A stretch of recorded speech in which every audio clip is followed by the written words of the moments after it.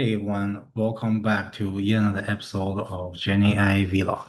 So in this next couple of episodes, we're going to be talking about Gradio app, right? It's a open source Python-backed quick build package that allows you to design all sorts of demos or web-based applications for your machine learning model, your AI model, whether you want to test out some APIs or build a chatbot or things like that.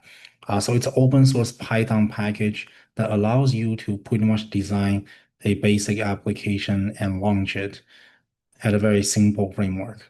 So I just want to say I had a lot of fun with it. I've been using it for a while, right? And I thought to put together a couple of episodes to get people started because I have got lots of questions from many of my students how to kick things start and how do you essentially just not only build and fine tune your model, but also to present it, right? To present it in an interactive way so that people can understand what you're talking about, right?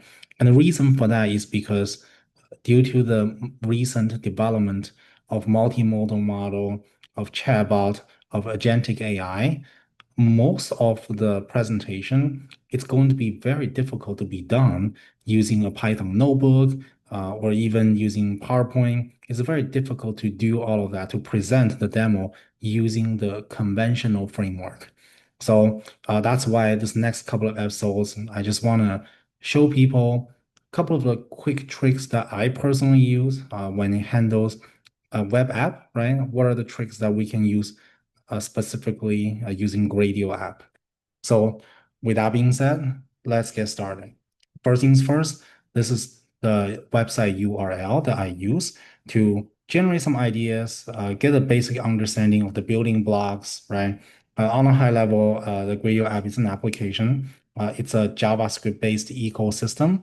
Also, when you actually design it, you're using Python, right?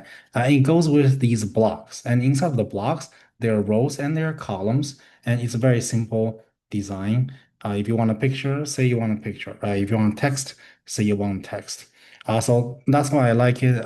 It makes the design of a user interface very intuitive. So it has all the bells and whistles behind the scene, which makes it very convenient. Especially there are all these features, streaming, alert, progress bar, things like that, to help you accelerate the development and learning curve when you're handling the user interface. So what we're going to do in the next couple of episodes is we're going to introduce the code on Colab.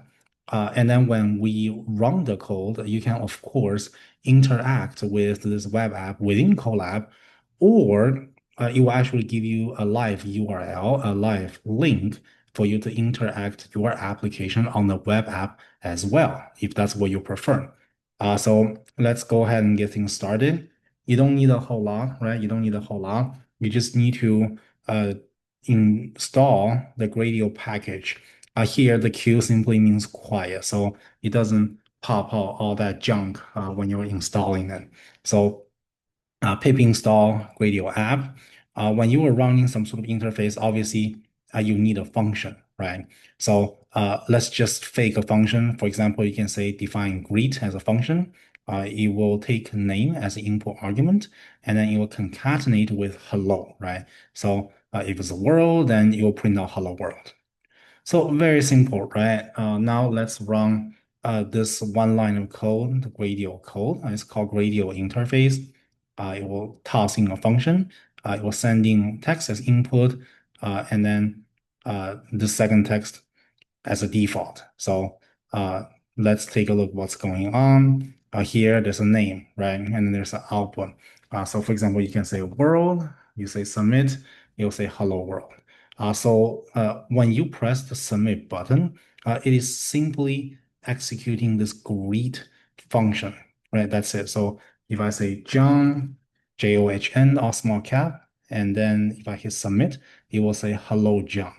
So the only things being changed is a name, and the name come from the input argument. And that is really it, right? That is really it. And then after that, you can also see the output, you can clear the message, you can flag it, right? That sort of thing. Uh, but what's beneficial for this kind of setup is that it actually gives you a live public URL, right? Now, of course, no one's gonna host this for you for free forever, right? So this link expires in a week. So you have to click on this, and then you see the same app, right? Jenny, then you will say hello, Jenny, and you can flag it, do whatever you want. So that being said, this is pretty much how the app is designed. If it's just an interface, there's no block, right? No rows, no columns, then the user interface will be very simple. Of course, you can design however you want, right? You can design sidebar, you can design conversational windows, things like that. And then another thing to point out is this is a launch method, right? In reality, just for sake of simplicity right now, we are designing this small app using one line of code. For future reference, of course, these functions can get very complicated. And then when you do the launch, obviously, sometimes it's better to define the interface as some sort of a demo, right? Some sort of an app. And then all you gotta do is simply say app.launch, something like that. And then you will have the same effect. And then last but not least, sometimes we expose it on some sort of a local host so that you can create multiple apps in the same Jupyter notebook. And we're going to talk about that for future episodes. So with all that being said, hopefully this is a great start. Thank you for watching, and I'll see you in the next episode.